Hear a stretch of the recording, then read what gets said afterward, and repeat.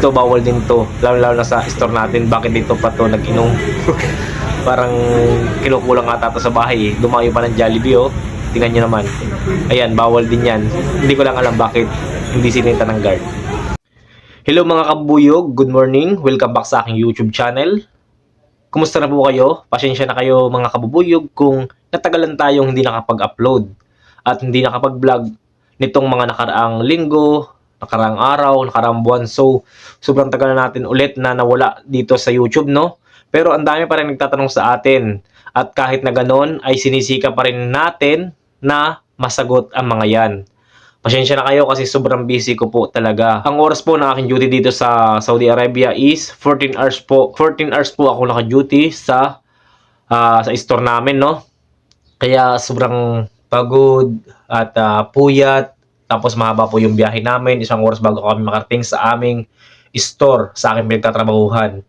Kaya kahit na pagod ako, kahit na kulang ako sa tulog, at sa totoo lang ngayon, katatapos ko lang maglaba, ay sisikapin ko pa rin na masagot ang inyong mga katanungan. Lalo na po yung mga aspiring service crew po natin. Ayan. Alam ko naman na kilala nyo ako. Kasi dyan ako galing sa fast food. Mang Inasal, Jollibee, Chowking. At ngayon po ay nasa ibang bansa na tayo. Pero nasa food industry pa rin tayo. Ayan. Waiter po tayo dito sa bansang Saudi Arabia. So ngayon po ay merong nagtatanong sa atin at gusto ko itong sagutin. Ito ay mula kay Alberto. Ayan. Alberto Rosa. Ayan.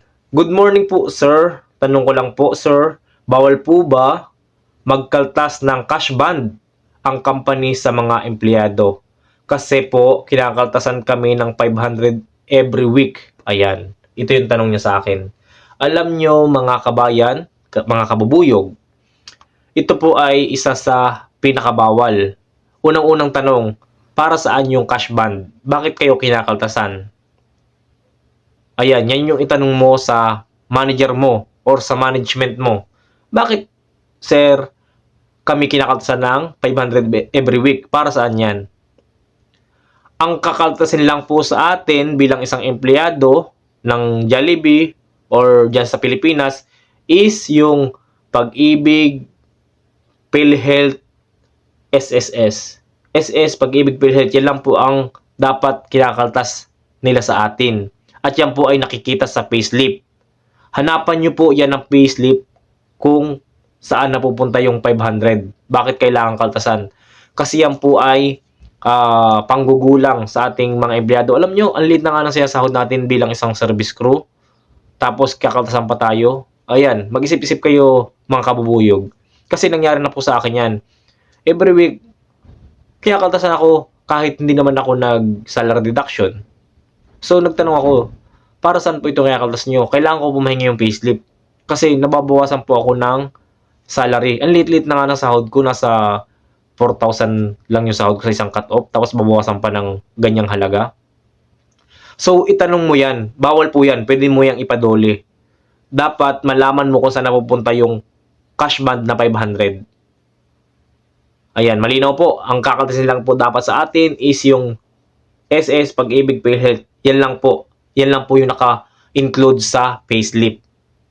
Kapag po mayroon dyan na kinakaltas sa'yo na hindi mo alam kung saan napupunta yung 500 na yan, yan po ay pwede mong i-report sa DOLE. Bakit ka kinakaltasan? Yan po ay malaking kabawasan sa atin. Lalo nito, every week pa, ikaw kinakaltasan. Para saan yan? Wala naman yatang ginagamitan na pondo. Dapat may malinaw na explanation. Ayan, sana po ay malinaw po yung sagot ko sa iyo. Ang dapat po na kinakaltas sa atin is SS, Pag-ibig, PhilHealth lang. Nakikita po yan sa payslip. Tapos nakikita din dyan yung mga dinideduct sa'yo. At yung buong salary mo. So, sana malinaw na sa'yo yan, kabubuyog. Ayan. Tsaka napag-usapan na rin natin dito yung bawal bang magkaltas ng cash band. Itong memes na to, nakakatawa din to eh. Ito, bawal din to. Lalo na sa store natin. Bakit dito pa to nag-inom? Parang kinukulang ata to sa bahay eh. Dumayo pa ng Jollibee, oh. Tingnan nyo naman. Ayan, bawal din yan. Hindi ko lang alam bakit hindi sinita ng guard. So, yun lang. Pangalawang tanong, mula kay Sure Realism Channel. Sabi niya, Sir, ask ko lang, Kasi nasa assessment day 2 po ako. Totoo ba na buong second floor ng Jollibee kasama ang CR at hagdanan lahat lilinisin tapos ikaw lang ang mag-isa? Ganun ba talaga yun? Walang tutulong sa'yo?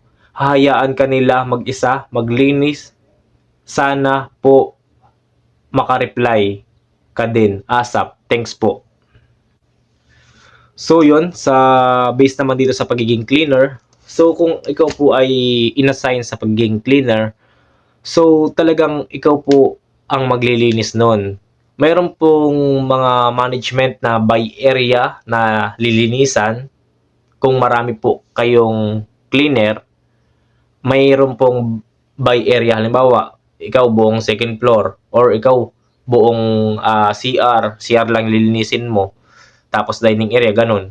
So, may tuka-tuka siya, no? Pero kung ikaw po ay napunta sa store na nagtitipid ng staff, nagtitipid ng empleyado, ang empleyado lang, for example, dalawang empleyado lang, isang morning shift at isang night shift. So, talagang ikaw lang po ang gagawa nun. Buong store, mula dining, CR, stairs, yan sinasabi mong hagdanan, at yung iba pa nga, glass panel, ikaw po talaga ang maglilinis niyan. Buong dining hall, kung nakikita mo yan, floors, ikaw po maglilinis niyan, CR, UR, hanggang sa loob ng kitchen, ikaw po maglilinis niyan. Ganyan po ang trabaho sa Jollibee. Mas,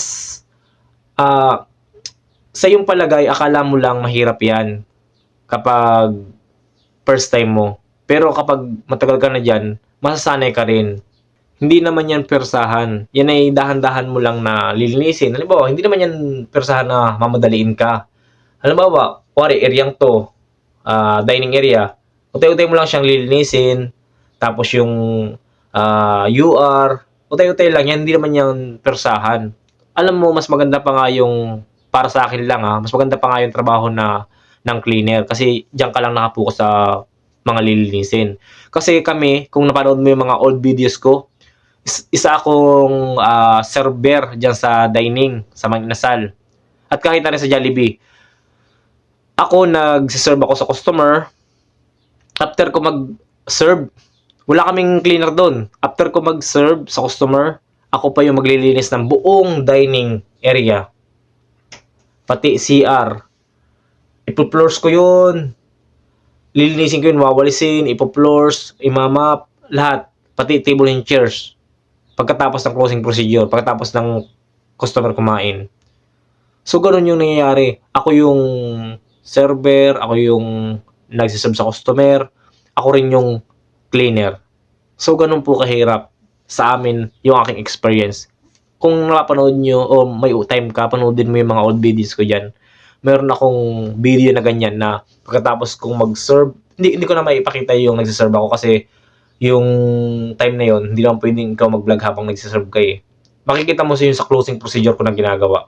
Makikita mo na wala nang kumakain, so makikita mo yung paglilinis ko simula sa table, hanggang sa floors, hanggang naglinis ang serving tray, naglinis ang lagay ng condiments, kung alam niyo yung lagay ng chicken oil, vinegar, toyo, ayan, lahat yan. Akong gumawa niyan hanggang sa CR. So, napakahirap lalo ng sitwasyon namin, nung panahon namin. Kasi yung aming management ay nagtitipid. So, ganun yung nangyayari, no? Kami yung server na, kami pa yung janitor. So, napakahirap. Para sa akin, mas okay pa yung ganyan, na nakapokus ka lang sa lilinisin. Siyempre, kung nakita mo naman na galawang minimum lang, wag mong pakasipagan o wag mong pakapagurin yung sarili mo. Example, ikaw ay ma-assign muna sa CR, ayan, unahin mo na yung CR. Pagkatapos ka sa CR, doon ka naman sa dining. Pagkatapos ka sa dining, doon ka naman sa UR, utility room. So, ganun lang, sa crew room. So, basic lang yan. Akala mo lang mahirap kasi parang ang laki ng store.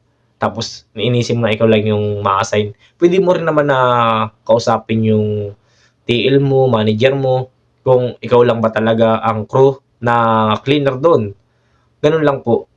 So, kung magbigay sila ng tatlo, isang opening, isang mid-shift at isang closing, okay yun. Kasi pag pumasok na yung second batch, makakapahinga-pahinga. So, yun lang po yung masasagot ko sa iyo, Ma'am Suralism Channel.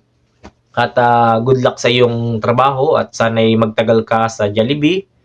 Sa una lang yan mahirap at sa una lang yan parang kala mo hindi mo kaya. Pero pag nagtagal ka, kayang-kaya mo yan. So yun, good luck sa inyo at salamat po sa walang sawang pagsuporta sa akin at sa panonood nyo sa aking mga vlog. Sana magkita-kita pa tayo next vlog and God bless sa inyong lahat.